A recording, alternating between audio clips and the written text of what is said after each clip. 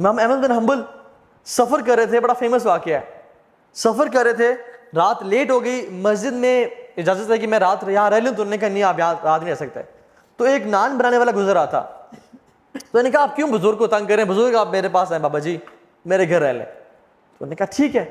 تو وہ جب گھر لے کے گیا تو وہ رات کو نان وہ تو آٹا گوندتا تھا, آٹا گوند رہا اور کہتا ہے استغفر اللہ استغفر اللہ. امام احمد بن حنبل رحمہ اللہ بیٹھے ہوئے ہیں, کہتے ہیں آپ کو اس ذکر نے کبھی زندگی میں فائدہ بھی پہنچایا ہے؟ تو انہوں نے کہا آپ کو میں کیا بتاؤں. وہ اپنے پوچھ لیا ہے, پہلے میں غریب تھا, فقیر تھا, جب سے میں ذکر یہ کرنا شروع ہوا ہوں مال اتنا ہے کہ سنبھالا نہیں جاتا مجھ سے, اور ہر دعا میری اللہ رب العالمین نے قبول کی ہے, بس ایک دعا جو رہ گئی ہے. کہتے ہیں وہ کیا؟ کہتے ہیں سنا ہے کہ امام احمد بن حنبل بڑے امام ہیں, ان سے ملاقات کا شوق ہے, وہ آج تک قبول نہیں ہوئی. امام احمد بن حنبل کہتے ہیں کہ وقد جریرت الیک جرا, ایسے لگتا ہے کہ مجھے آپ کے پاس گھسیٹ کے لایا گیا ہے آپ سے ملاقات کروانے کے لیے, میں ہوں امام احمد بن حنبل. یہ ہے توبہ استغفار کے فائدے, یہ ہے توبہ استغفار.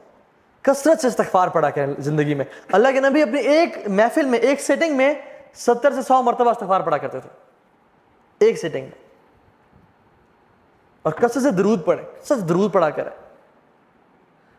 ایک صحابی ہاتھ اٹھائے اور دعا مانگنے شروع ہو گئے.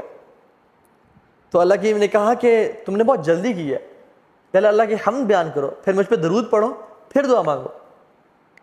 تو انہوں نے کہا کہ ٹھیک ہے رسول اللہ, میں آئندہ اللہ کی حمد بیان کروں گا, آپ پہ درود پڑھوں گا اور پھر دعا مانگوں گا. تو انہوں نے کہا فَإِن زِدْتَ فَهُوَ خَيْرٌ لَكَ, اگر مجھ پہ درود زیادہ پڑھو گے تو تمہارے لیے مزید بہتر ہے, میرے لیے نہیں تمہارے لیے بہتر ہے. تو انہوں نے کہا ٹھیک ہے رسول اللہ کہ I'll recite 1/3 درود اینڈ 2/3 دعاز. انہوں نے کہا فَإِن زِدْتَ فَهُوَ خَيْرٌ لَكَ, اگر تم درود اور زیادہ کر لو گے تمہارے لیے بہتری ہے. تو انہوں نے کہا ٹھیک ہے رسول اللہ میں 2/3 درود پڑھا کروں گا آپ پہ اور اس کا 1/3 دعا کیا کروں گا. فَإِن زِدْتَ فَهُوَ خَيْرٌ لَكَ, اگر تم اور زیادہ کر لو تو تمہارے لیے فائدہ ہے. انہوں نے رسول اللہ آج کے بعد آپ پہ میں درود ہی پڑھا کروں گا بس. انہوں نے کہا اگر تم یہ کرو گے تو اللہ تعالیٰ تمہاری تمام پریشانیوں ختم کر دے گا اور تمہیں ہر مشکل سے آزاد کر دے گا. جے اللہ کے نبی درود پڑھنا.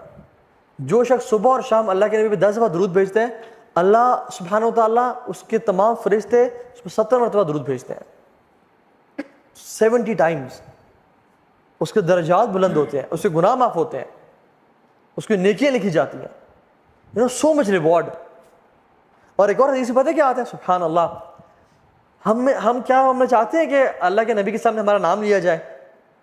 کون کون چاہتا ہے کہ اللہ کے نبی کے سامنے ہمارا نام لیا جائے؟ ہر بندہ چاہتا ہے. ایک حدیث میں آتا ہے کہ جو شخص مجھ پہ درود بھیجتا ہے نا, میرے میں روح ڈالی جاتی ہے اور مجھے اس کا درود پہنچایا جاتا ہے. اللہ کے جو فرشتے ہیں نا, نورانی مخلوق, وہ اللہ کے نبی تک اس بندے کا درود پہنچا. جسٹ امیجن سبحان اللہ کہ رسول اللہ صلی اللہ علیہ وسلم کے سامنے یہ کہا جائے کہ یا رسول اللہ آپ کا بندہ عبداللہ بن عبد الرحمن, اس نے آپ پہ درود پڑھا ہے. سبحان اللہ. تو اللہ کے نبی پہ تک درود پہنچایا جاتا ہے.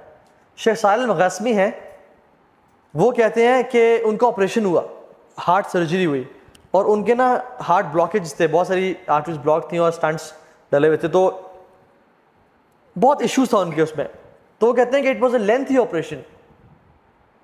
کہتے ہیں کہ میں بڑا پریشان تھا, ڈاکٹرز نے میرا آپریشن کیا, سکسیزفل ہو گیا الحمدللہ, ٹانگیں لگا دیے, میں اٹھا تو آئی واز ریلیکسڈ.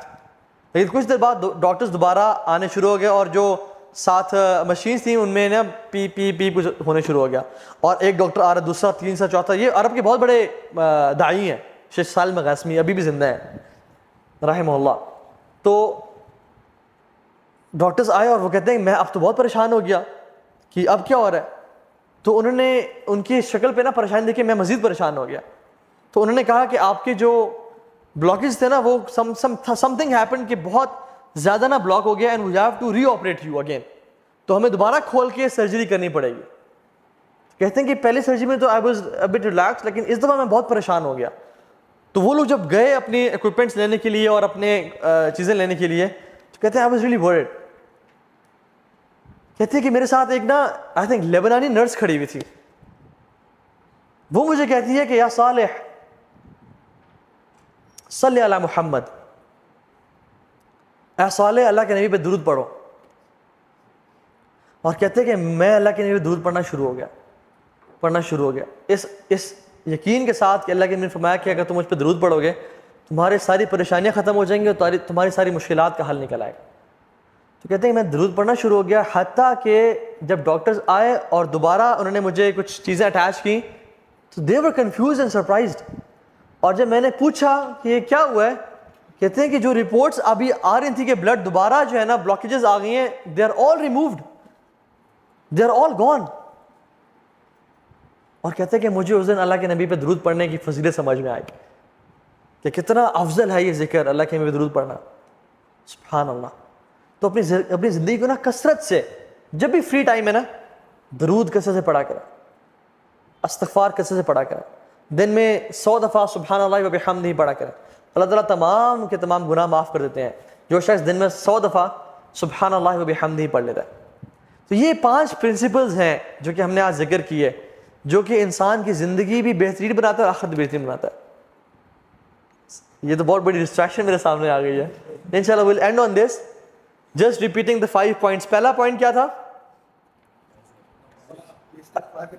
المداومۃ علی الفرائض، فرائض پہ مداومت، کنسسٹنسی.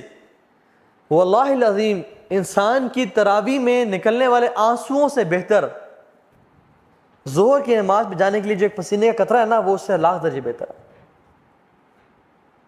ایک انسان تہجد میں رو رہا ہے اور آنسو پہ آنسو بہاتا ہے، اور ایک انسان ظہر کی نماز پہ جاتا ہے اور اس کی جو ماتھے پسینہ آتا ہے نا وہ اس سے لاکھ درجے بہتر ہے، کیونکہ فرائض اللہ تعالیٰ کے ہاں بہت محبوب ہے. تو المداومۃ علی الفرائض. دوسری چیز تلاوت قرآن، المداومۃ علی تلاوت قرآن. تیسری چیز اپنے دل کو صاف کر لینا. چوتھی چیز نہیں، یہ تو 5ویں تھا ذکر. چوتھی یہ تو تیسری تھی، نرمی. ٹھیک ہے، اپنے دل کو اپنے مزاج کو نرم بنا لیں انشاءاللہ. اور 5ویں چیز اللہ تعالیٰ کا ذکر. یقین جانے جو شخص ان پہ نا عمل کرنا شروع کر دے گا نا وہ اپنی زندگی میں بہت بڑی بڑی چینجز دیکھے گا. اس سے کام آسان ہوتے جائیں گے اور اس کے لیے رزق آ جائے گا اس کے سامنے. اللہ تعالیٰ آپ سب کا آنا قبول فرمائے.